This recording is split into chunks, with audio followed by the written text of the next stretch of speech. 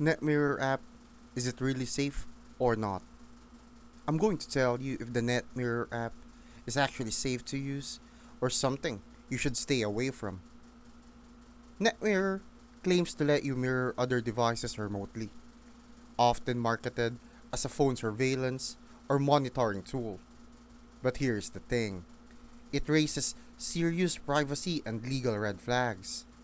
Apps like this are often tied to spyware behavior, and many users report sketchy payment processes, fake promises, and zero real support after paying. There's also no presence on major app stores, no clear company behind it, and no transparency about how your data is handled. That's a massive risk, not just to your privacy, but possibly your bank info too. So is it safe? Not at all. If an app avoids app stores, hides its theme, and promises full access to someone else's phone, it's a huge red flag.